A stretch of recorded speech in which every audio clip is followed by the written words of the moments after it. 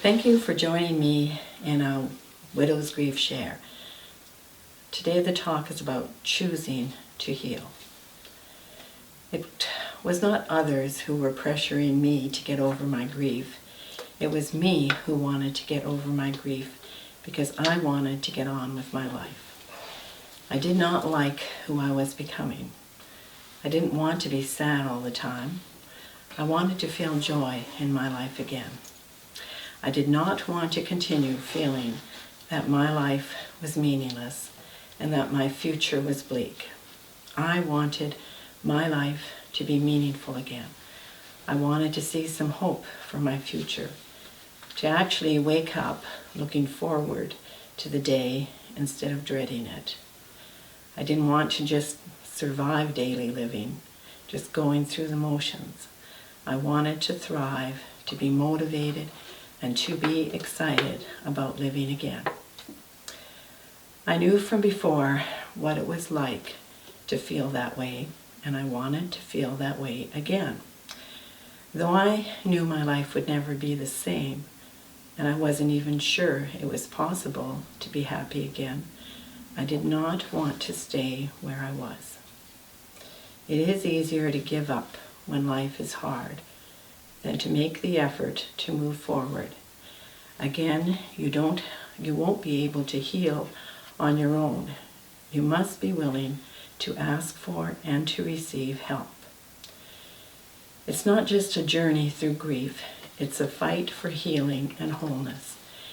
It's a battle against loneliness, anxiety, fear, sadness, and hopelessness. I no longer felt loved because the one who had daily shown me love and affection was gone. I no longer felt joy in doing the things that used to bring me pleasure. I was filled with anxiety and fear about how I could cope with life alone. I had no peace. My plans to enjoy my golden years with my husband were shattered. I did not see any hope for my future.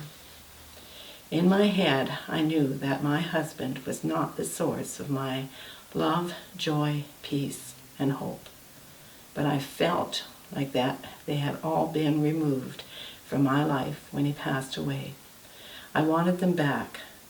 I didn't just want them back for myself, but I wanted to be able to pass on love, joy, peace, and hope to others, especially to my children and grandchildren.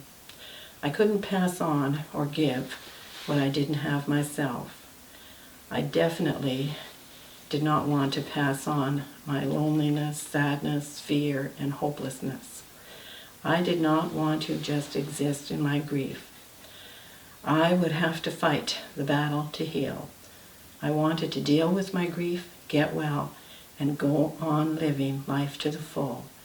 I did not want my identity to be a grieving widow the rest of my life.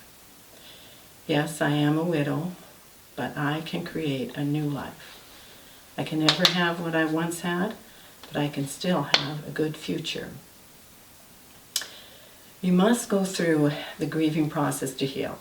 You cannot avoid the pain, and you cannot stuff the pain. You will have to deal with your grief to get better. It does not simply go away. You try to push it down, to bury it, it will still be there. It is simply stored up till one day it suddenly overflows. Your sorrow and pain will rise up unexpectedly when you are again faced with a reminder of your grief. It is like any physical pain you try to ignore. Eventually, you will have to deal with it. You must decide for yourself when you're strong enough to deal with your grief. You decide when you are ready. Going through the work of grieving is hard. It takes strength to fight. It is a daily battle. Each day, you must make the decision to face the battle. It takes courage to face your grief, to deal with it, and go on living. Some days, you will lose the battle, but you must never give up. The next day, you must again choose to go forward and to continue the fight. If we do not take responsibility for our own grieving, we will remain in our grief. We must choose not to live in the past with its sorrows and regrets. We must choose not to spend our days worrying about what may happen in the future. You will never be able to enjoy your present, everyday life if you live in regret for the past, or if you continuously worry about your future. Don't spend the rest of your life blaming what's happened in the past for where you are going in the future. Take responsibility for your life and choose to overcome your challenges. As you take control of your life, it will empower you to go on. Decide to enjoy the rest of your life, even if you don't feel like it. You can't move forward if you keep looking back. Yes, it is an ending to the life you had, but it is also the beginning of a new life. It is not that you will forget your husband by moving forward. You will always remember him. You are only choosing to leave your grief behind.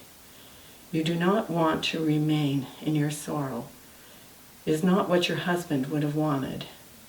He would want you to be happy. Part of the healing process is going through your loved one's belongings. It is difficult, but it can also help you in your healing. You may want someone to be with you as you go through his things, or you may prefer doing it alone. I wanted to get rid of all the items that reminded me of his illness early on. I packed up all the paraphernalia for the treatment of his sickness as soon as I was able. I wanted it out of our bedroom and out of our home. At the same time, I wanted to keep all those things that held fond memories of my husband. Before discarding any items, don't forget to ask family members if there are items that hold special memories for them, which they would like to have.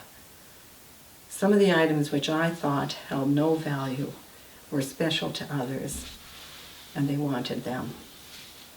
So before discarding, consult your family so there will be no regrets.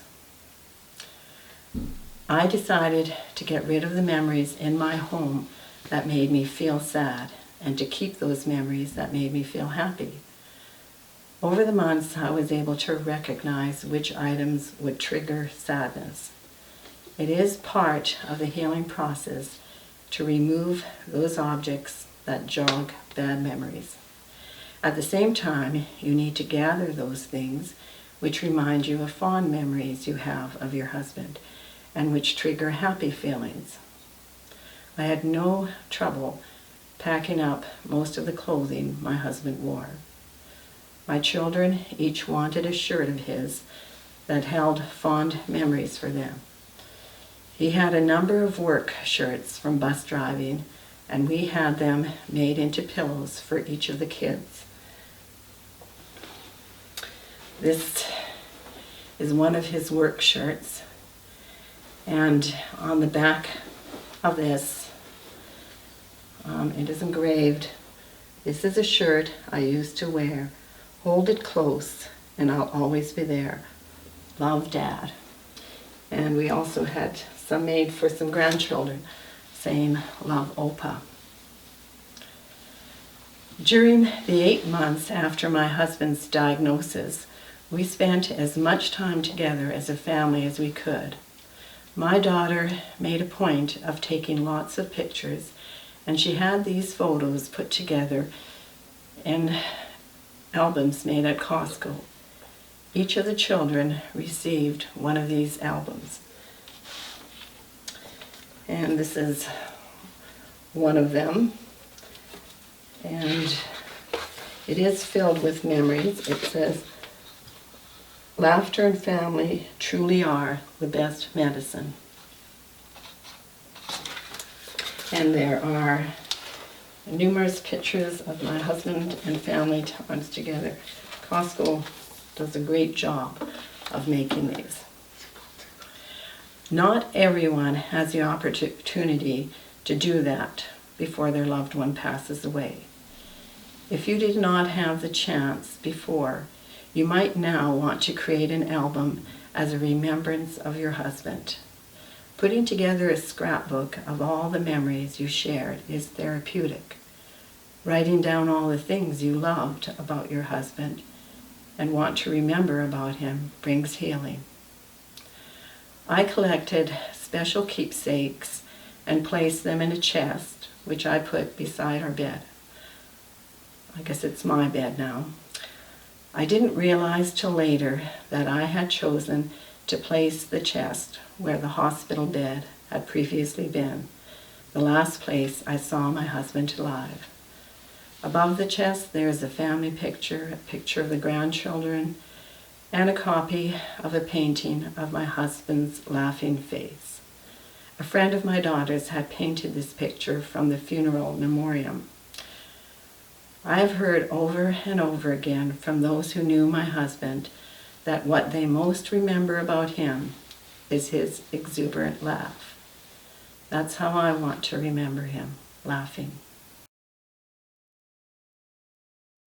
What memories of your husband have you decided to keep? What did you find difficult in the process of going through his things? What did you find helpful?